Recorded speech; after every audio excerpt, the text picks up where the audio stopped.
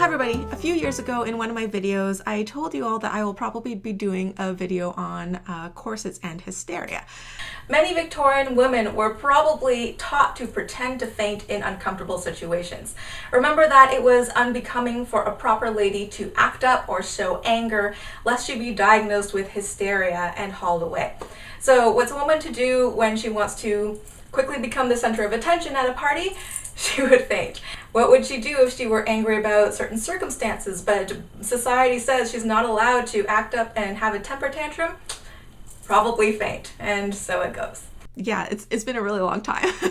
But the history of the medical condition of hysteria is a really long, winding, somewhat convoluted one.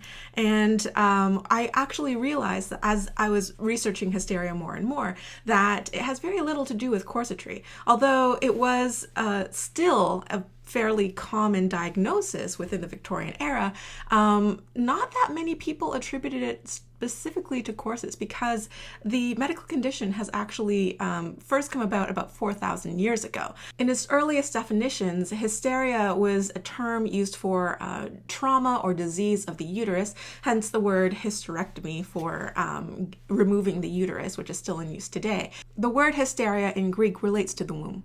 And hysteria could even be described as a vengeful or mischievous uterus that sort of detached itself from the pelvic region and wandered about the body. Like I said, the first concept of the wandering womb came about 4,000 years ago in ancient Egypt, although the coin hysteria in itself did not come about until about 2,400 years ago by Hippocrates. Now, Hippocrates is known as, the father of Western medicine, and there was a lot he got right at the time, but there was a whole lot he got wrong, including hysteria. Hippocrates wrote and taught about the wandering womb, that the uterus was not anchored in place, but it was kind of like an animal with a mind of its own. It could travel around the body and that it could wreak havoc on other tissue and organ systems like some sort of delinquent. And so all the symptoms resulted by the womb's antics is what they described collectively as hysteria. So obviously this disease could only be suffered by somebody who owned a uterus. The wandering womb was said to cause heart problems, liver problems, breathing problems. It could also cause a host of neurological problems, everything from headaches and migraine to epileptic seizures, which at the time was known as Hercules disease, to unexplained paralysis of any limb in your body, which would now be classified more as conversion disorder. But when you look at it, the symptoms of hysteria were kind of all-encompassing. Symptoms included sleeping too much or too little. They could become disinterested in what you used to be interested in, or you could become too interested and completely obsessive. You could show complete lack of care and apathy, or you could be showing anxiety, worrying too much about things. It could be irritability or caring too much. It could be having a high libido or a low libido. It could be being too quiet or mute, or you could be too loud and boisterous. I think you get the idea. There seems to be like this acceptable bell curve where in the middle you have this very narrow range of acceptable social behavior, and if you swung just a little bit too far on either side, you could be diagnosed with hysteria. Fast forwarding to the Middle Ages, hysteria was tied to sorcery, witchcraft, and demon possession, so one of the treatments was naturally exorcism. Now, people knew a little bit more about medicine in the Middle Ages compared to 4,000 years ago, but still hysteria was mostly a disorder of exclusion. If every other disease was ruled out and doctors, couldn't come up with an official diagnosis, then they assumed it was a disease brought about by something intangible and not well understood and evil, and therefore a result of the devil. And of course, because of the widespread belief at the time about original sin, Eve listening to the serpent and eating the apple and all that, some people believed that evil was kind of women's default state, and or also women were, I guess, more impressionable, more naive, and so they could be more easily influenced by evil forces. Exorcism as treatment usually involved physical and mental torture, and if women survived this at all, they would be left obviously permanently scarred in more ways than one. Now let's fast forward a few centuries to the 19th century at the height of Victorian fashion, and hysteria still is a blanket term, more for emotional, sexual, or mental disorders suffered exclusively by women. Some people did blame quintessentially feminine garments and objects for the disease, like corsets. But really, when I first started researching this, I was surprised by how little corsets came up. And it's because the disease is so much older than corsets. When you look at the records, hysteria was still a popular diagnosis in the 18th and 19th centuries. In fact, it is the second most diagnosed condition after fever. According to author Laura Briggs, one doctor in the 19th century had a 75-page publication listing all of the possible symptoms of hysteria, and he said that list was still not exhaustive. One doctor posited that at least 25% of the female population was affected by hysteria in one form or another. So hysteria was still this really vague catch-all umbrella diagnosis that could manifest in thousands of different ways. It had so many faces, as long as the patient possessed a uterus. So basically, if you disturbed the peace in any way, you could be diagnosed with hysteria and hauled away to a sanitarium or an insane asylum. It was really driven hard that hysteria could have hundreds or thousands of symptoms, but did anybody know what the cause of hysteria was? Some people claimed that it was due to the uterus becoming too dry and light. I don't know what that means. Like the uterus became a helium balloon and just like floated upward somewhere else in the body. So they needed a way to keep the uterus moist and weighted. Except not really, because some other sources also said that hysteria was caused by too much fluid retention and heaviness in the pelvic region, specifically because the female was not purging her body of female sperm. What? In the 18th and 19th century, they also blamed bad air and pollution, and so when you hear that a woman got the vapors, it basically meant that their hysteria was starting to act up. And you might have heard of smelling salts, which were used to wake up and arouse fainting women, and the salts were supposed to help with hysteria as well. Smelling salts are not pleasant. They release ammonia, and so it's so pungent that it caused a deep inhalation of the woman, which would, increase oxygen supply to their lungs and their body and help wake them up. How it was supposed to help with hysteria specifically was that the pungent odors, bad odors, were supposed to repulse the uterus, which would drive it back down to the lower parts of the body. And they also recommended putting sweet-smelling oils or perfumes around the crotch to keep the uterus there. It's kind of like drying it there. It wants to stay there because it smells pretty. So still, as recently as the later half of the 1800s, people believed that the uterus wandered around the system and we had to find ways to get it to return to its assigned seat, so to speak. So as you can see from the conflicting and complete polar opposite hypotheses about the causes of hysteria, there was still a lot of contradiction and nobody could really agree as to what caused hysteria, what the mechanism is, or how to cure it. Going back 2.5 millennia ago, Hippocrates said that pregnancy could keep the uterus anchored in place and prevent it from wandering. But he also said that the caveat of that is the action of childbirth could cause the uterus to act up again and cause it to wander again. So he seems to have implied that regular relations with one's husband to keep the patient basically constantly impregnated would be the answer.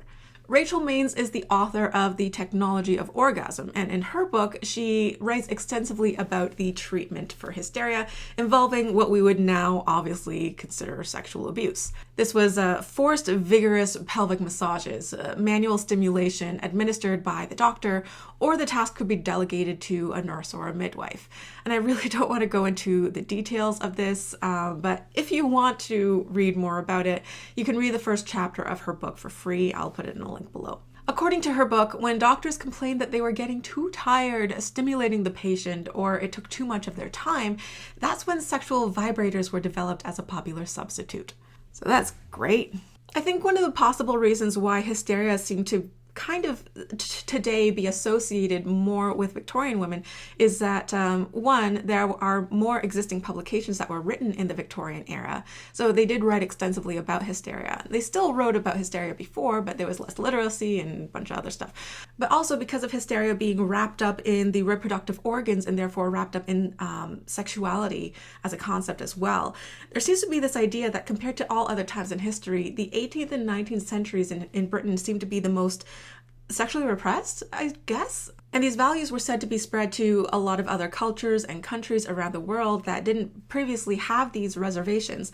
But it was taught to them through the explosion of, British colonialism during these few centuries. But obviously we cannot talk about hysteria without also talking a little bit about Sigmund Freud. Sigmund Freud is commonly and erroneously blamed for the widespread belief of the wandering womb, when really that is the concept that had existed for 4,000 years. But when I put more research into it, I learned that Freud really started learning more about hysteria around the end of the 19th century. It was about 1885. He was starting to learn more about Jean-Martin Charcot's concepts. Charcot was one of the first people who came up with a theory that men could suffer from hysteria as well, especially soldiers. So many of the symptoms that Charcot described would later be known as shell shock and then post-traumatic stress disorder, PTSD. But Charcot believed that male and female hysteria were two distinct and different diseases. But Freud took the concept one step further and posited that female and male hysteria were actually the same thing. It was related to anxiety neuroses, which was sort of a laying down of the framework that we now know as like anxiety disorder, borderline personality disorder, dissociative disorders, PTSD. All of these can arise as a result of early trauma, especially childhood sexual trauma. Obviously, at the time, those different diagnoses were not distinct yet. They were not defined and separated. They were all sort of grouped into one. So it was at the very end of the 1800s, early 1900s, that Freud and Charcot and a few others were working to reclassify many of hysteria's symptoms into new diagnoses. Admittedly, a lot of them were wrong and often harmful and are now rejected too, but they did claim that hysteria was a psychological, neurological, and emotional disorder presented by survivors of trauma. It was not a physical disease reserved only for people who had a uterus. Anybody could get it. And these psychoanalysts also promoted hypnotism and talk therapies. Freud even diagnosed himself with hysteria at one point. He also said that male hysteria was tied to Oedipus complex and homosexuality. Again, that thing I said about often the diagnoses not being bang on, they are wrong and often harmful. But there was still so much resistance around the concept of male hysteria from the rest of the medical community that Freud ended up flip-flopping. And later on, he eventually started calling hysteria a feminine disease again. So I apologize for getting visibly frustrated in this video. You guys know that I try to remain as objective as possible in my videos. But I've lost count how many takes this has been. But this is a much more difficult video to film than I previously anticipated. So where were we in the timeline? Early 1900s. There was still a lot of messed up shit happening in the name of treatment around this time. It seems that, the centuries past treatments of exorcism or spreading dung over your body had fallen out of favor by this time, thank goodness. But of course, there was still the sexual abuse, the manual stimulation. There was the smelling salts, as I had mentioned earlier. There was injecting things into the uterus. There was cutting or burning away the genitals with fire or chemicals. And actually, Dr. John Harvey Kellogg said to be particularly supportive of female circumcision. And there was also using electroconvulsive or shock therapy, among other stomach churning things. So this was happening well into the 20th century. Hysteria as a medical diagnosis plummeted drastically after the 1920s, in part due to women's suffrage, but also a huge factor was that so many different people, thousands or millions of people, women and men across different cultures and countries, all started to present symptoms of PTSD during and after World War I, and again, even more during and after World War II, that doctors could no longer deny its association with experience of trauma. And obviously they could no longer deny that trauma also affected men. And now we have the term mass hysteria. However, hysterical neuroses was still mentioned in the DSM-2, which was released in 1968, I believe. And it was only deleted when they came out with the DSM-3 in 1980. That is not that long ago. That is technically around the time when my generation started to be born, and that is really disturbing. So like I said at the beginning of this video, hysteria has about 4,000 years of history, and it's a very convoluted, confusing, winding history. And obviously there were multiple and contradictory hypotheses that existed at the same time, both about the cause of hysteria and the symptoms as a result of the condition, and how to cure it. And another thing that I noticed when I was researching this is that there was also a lot of disagreement about the timeline of hysteria and the progression of it as a theory or hypothesis, and who believed what about it prior to the 1900s. So I've tried to touch on things as fairly as possible in this video and try to use, reputable sources and clear up many misconceptions about it. But also keep in mind that I'm not a historian. I'm trained in modern biology. So if I got anything wrong, then feel free to leave a comment down below and get this conversation going. Obviously, please be respectful in the comments. And I hope you found this video educational. Remember to give this video a like as it helps support my channel. I will assume that to be a like for the work that I put into this video and not a like for the whole perverse history of hysteria in general. I will post links in the description down below if you want further reading on this topic. And yeah, I think that's it. Thanks for watching, guys, and I'll see you in the next video. Bye.